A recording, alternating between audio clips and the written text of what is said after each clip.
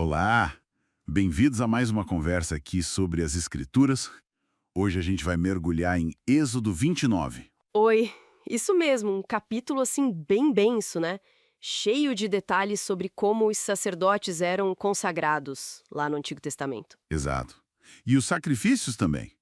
Parece um manual antigo, meio complicado à primeira vista, mas a ideia é tentar entender a lógica, o porquê por trás de tudo isso. Sim, não só o que faziam, mas por que faziam daquele jeito, né? Isso. Para isso, a gente está usando o texto bíblico da NVI e alguns comentários como o Maná Online, Jornada Bíblica e o Adventista. Então vamos lá, vamos tentar desempacotar essa parte de Êxodo. Vamos lá. Bom, começando pela consagração de Arão e dos filhos dele. O processo inicial era super solene, né? Muito. Tinha a lavagem ritual, primeiro de tudo. Sim, a lavagem.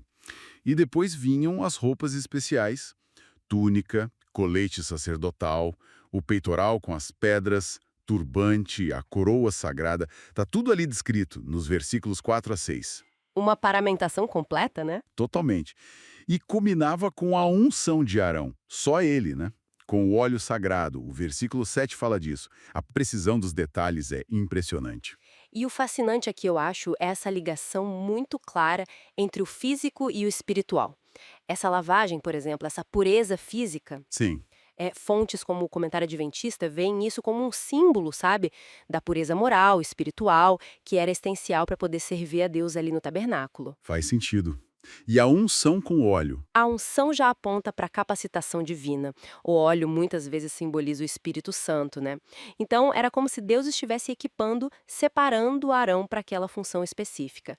Era uma marca visível dessa separação. Entendi. Uma preparação bem completa. Aí, com os sacerdotes, digamos, prontos, o foco muda para os sacrifícios. E aqui também, quanto detalhe. Nossa, sim. Primeiro, tinha um novilho. Esse era como oferta pelo pecado. Está lá nos versículos 10 a 14. Arão e os filhos colocavam as mãos na cabeça do animal, Aquela transferência simbólica, né? do pecado deles para o animal. Isso.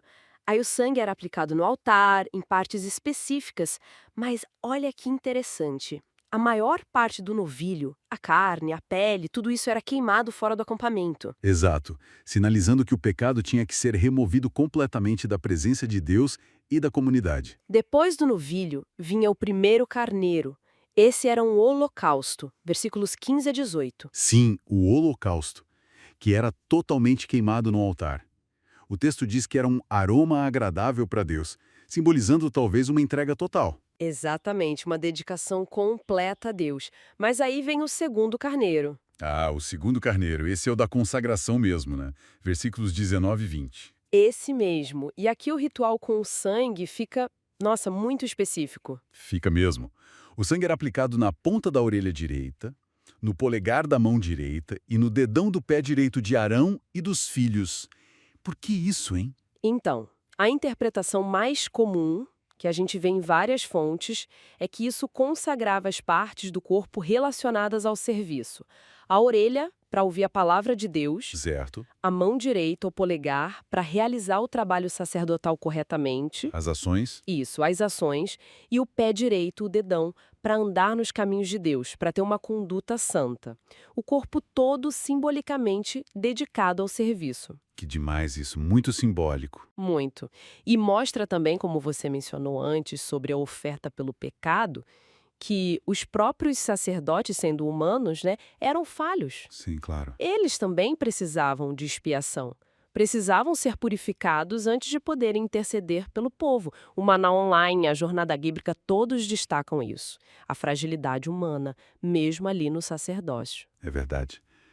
Tanta cerimônia, tanta especificidade, devia ser algo muito impactante de se ver. Sem dúvida, todo o ritual, os cheiros, o sangue, tudo comunicava a santidade de Deus e a seriedade de se aproximar dele, e a necessidade de seguir o caminho que ele mesmo estabeleceu para isso. Além desses rituais mais pontuais da consagração, Êxodo 29 também estabelece uma prática diária, né? Contínua. Sim, o sacrifício diário, lá nos versículos 38 a 42. 2 cordeiros, de um aninho, um de manhã, outro do final da tarde, todo santo dia, perpetuamente.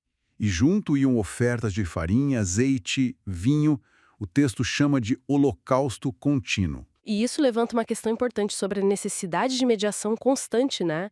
Comentários como os do Maná Online, da Jornada Bíblica, sugerem que esses sacrifícios diários, eles não tinham aquela imposição de mãos para pecados específicos, como as outras ofertas. Ah, é verdade. Então, eles simbolizavam mais a intercessão contínua, a necessidade constante de manter essa ponte entre Deus e o povo.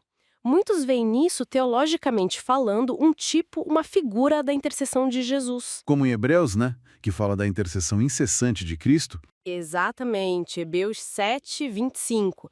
Diferente dos sacerdotes humanos, que eram limitados, morriam, pecavam, a intercessão de Cristo seria perfeita e eterna.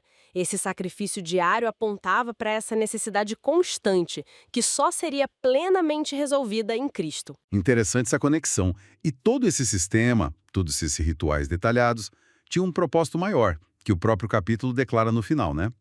Nos versículos 43 a 45. Sim, a promessa divina que meio que amarra tudo isso. Deus diz que ali, na tenda do encontro, ele ia se encontrar com os israelitas, que ele ia consagrar o lugar com a sua glória, santificar os sacerdotes e, o ponto central, habitarei no meio dos filhos de Israel e serei o seu Deus. Exato. Esse era o objetivo final de tudo isso. O comentário adventista destaca bem.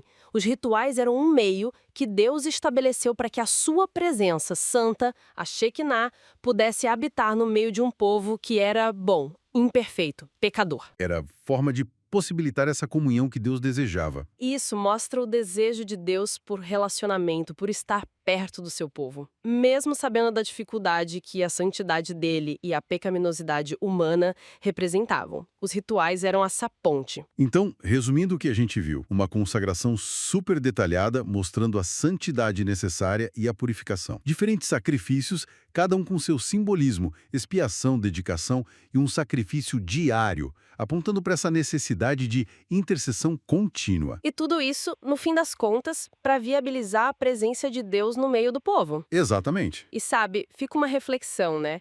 Esses rituais do Êxodo 29 podem parecer muito distantes da nossa realidade hoje.